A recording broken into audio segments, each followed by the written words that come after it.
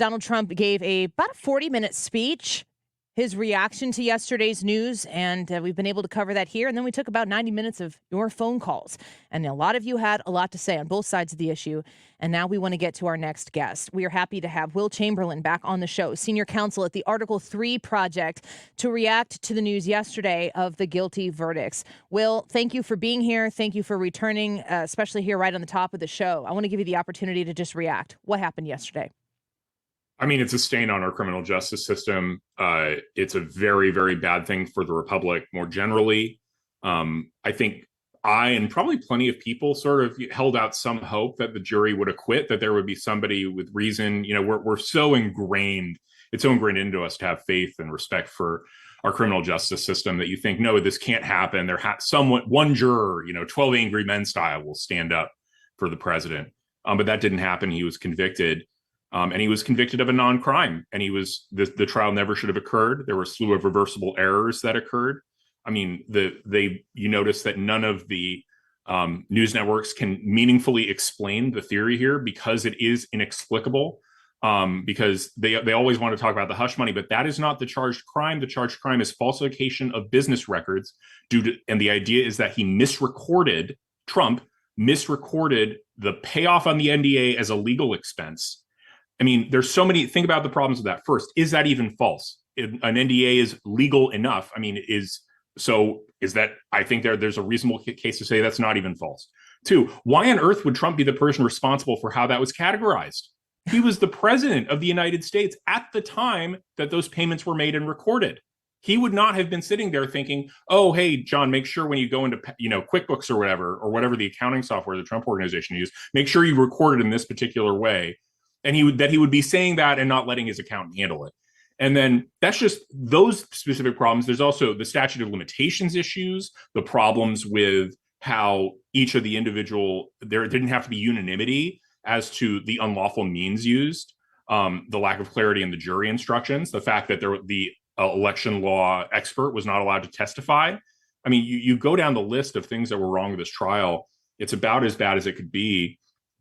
And so I guess I'm ultimately not surprised that the jury came back with guilty verdicts, given how unbelievably unfair this trial was. But I'm still just incredibly disappointed and angry and very much. I think that, I don't know, I haven't been listening to your show, so I don't know what your viewers have been saying, but I suspect that my anger, I'm not the only one feeling angry about this. I specifically said this yesterday. I was watching my son had a 14-year-old son had a baseball game. So I'm sitting, I put myself away from the crowd yesterday so I could stay in tune and listen to the news as it was being reported and the reaction and everything.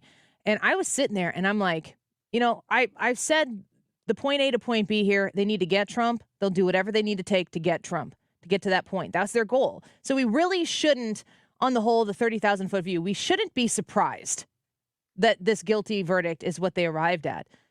I'm a lot more pissed than I thought that I was going to be. And I was sitting there and I was kind of stewing in it going, this has created a white hot fire in me that I didn't really anticipate because I thought I had prepared myself for this, but I don't think I had. Yeah. I mean, I didn't, I'm also kind of reassured by how angry everybody else is. And I think it will ultimately backfire. And I wasn't necessarily confident of that maybe a year ago. In general, I thought the lawfare was going to drag Trump down. But the interesting thing is, it's the other cases, if you had said before all this started, obviously all the cases have serious problems and none of them should have been brought. But if you were to rank them in terms of the relative strength of the cases, I think everybody would have put this at the bottom. Yeah. Everybody would have said, of all the indictments, all of which have ridiculous elements, this is easily the most ridiculous, easily the most absurd, easily the biggest abuse of the judicial process. And yet this is the only one they're going to get a conviction on because the other ones are held up for a variety of reasons outside of this.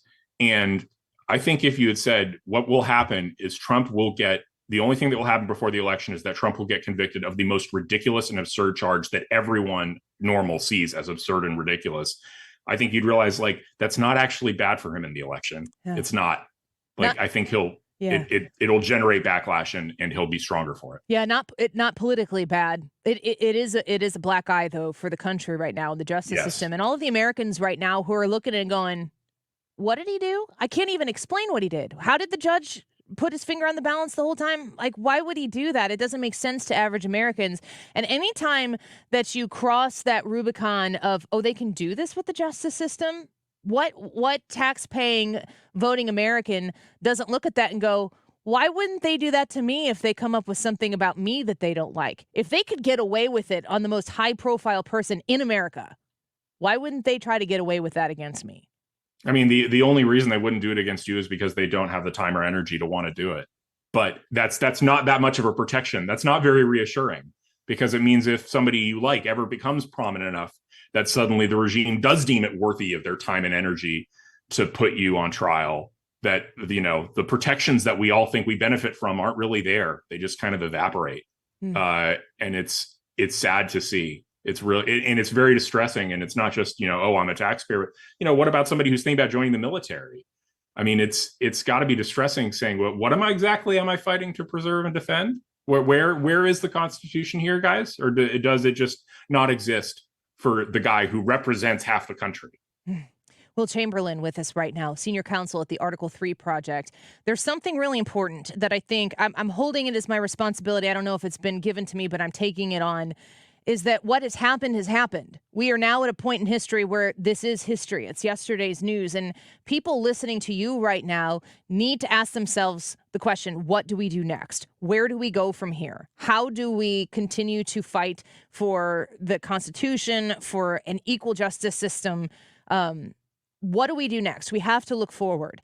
And I want to ask you specifically in this case, what happens next legally here, because you have an expertise there that I certainly don't have. But I also want to ask you what encouragement you might have, because I do think we need to look for encouragement where we can find it for people who are very dismayed today, like you and myself.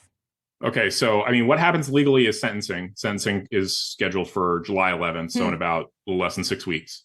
That will be... I mean, I know some people are saying that in the normal course, like if this were a normal sentencing, given these convictions, there would be no jail time.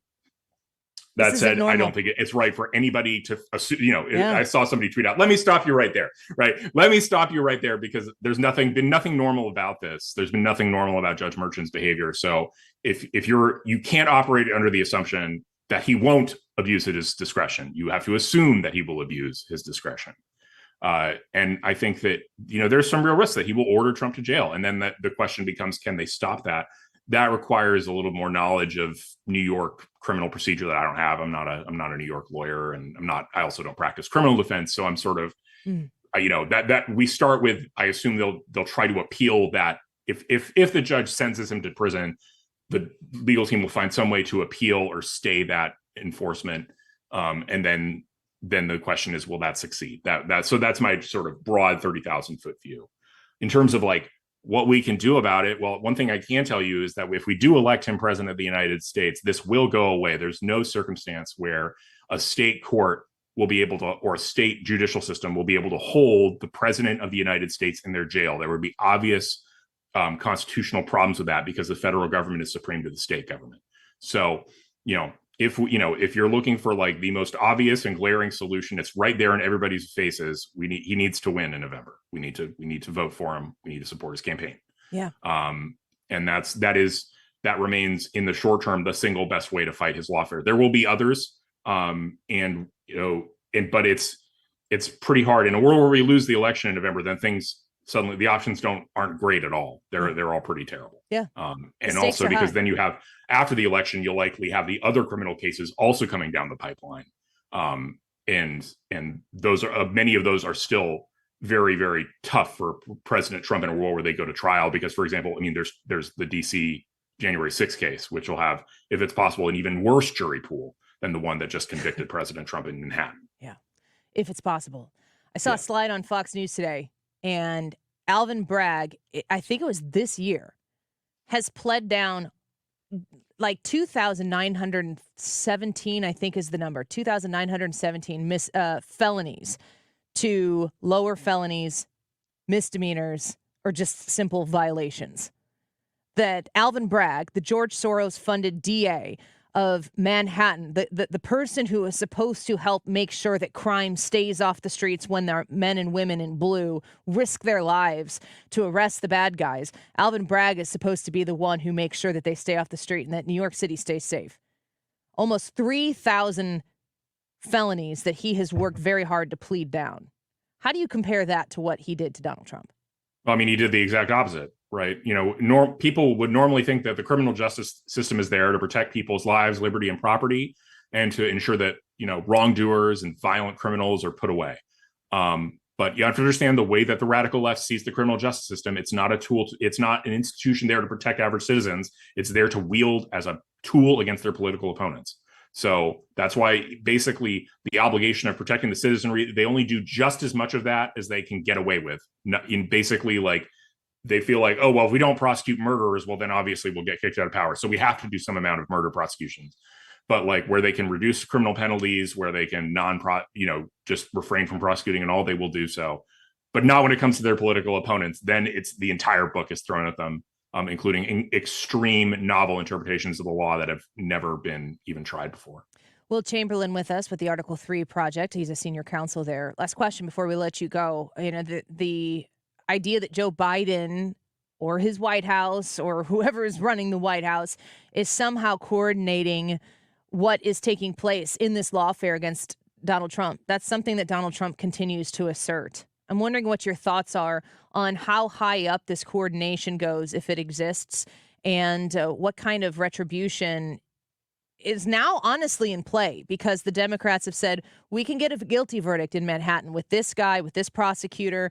We can put our number 3 guy at the Department of Justice in charge of it. We can get a guilty verdict there. We saw her report come out on Joe Biden and his documents case, and they literally wrote, we can't get a conviction in Washington, D.C. against Joe Biden. So we see how they are jury shopping and how they are able to politically affect outcomes through that process.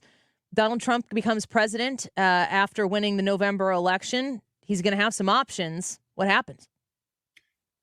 Yeah, I mean, well, to answer your first question, I think it absolutely goes all the way to the top. Matthew Colangelo was the number 3 at the Biden DOJ. This is one of the most prestigious jobs any lawyer can have in the country, to be working at the top of the Department of Justice. I mean, that's the way to think about it. Is the Department of Justice is the biggest law firm in the world. It has more lawyers employed at it and more lawyers doing legal work than any other institution anywhere in the world.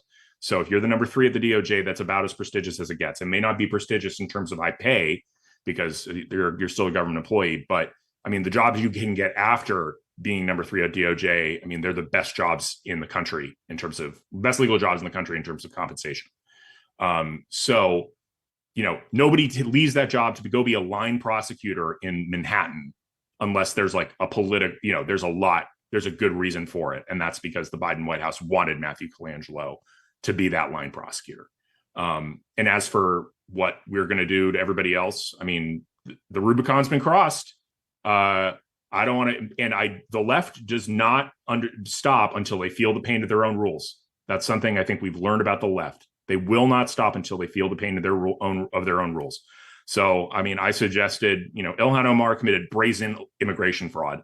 When the Trump DOJ, if we get back in power in 2025, she should be arrested and put in leg irons on the floor of the House, right? Just to make a point. Like, we aren't playing anymore. If you're going to arrest and put our people on jail, we are going to arrest and humiliate your politicians if they commit any crimes at all. Right. And there's no more norms, no more discretion, no more respecting, your position. No. If you're a Democrat and you've committed anything we can construe as a crime, you're going to jail and you're going to be publicly humiliated, mugshot included. I mean, they drew the battle lines. So it's very heart-wrenching and conflicting to hear that. But I'm just asking myself legitimately what options are left other than we have to beat them at their own game. And I don't know what those options are. Yeah, I mean, I think it has to be done because I want to get back to a place where there's a settlement where we don't do this to each other. But Democrats have demonstrated they aren't respecting the norm anymore. They don't care. And the only way to get them to make them care is to make them understand why the norm was valuable in the first place. Will Chamberlain, we're very grateful for you. I'm sure you're in high demand, and we appreciate you made some time for our show here. We look forward to having you back. There's going to be lots to talk about, that's for sure. Of course. Thanks, Annie. Thank you so much. We appreciate you.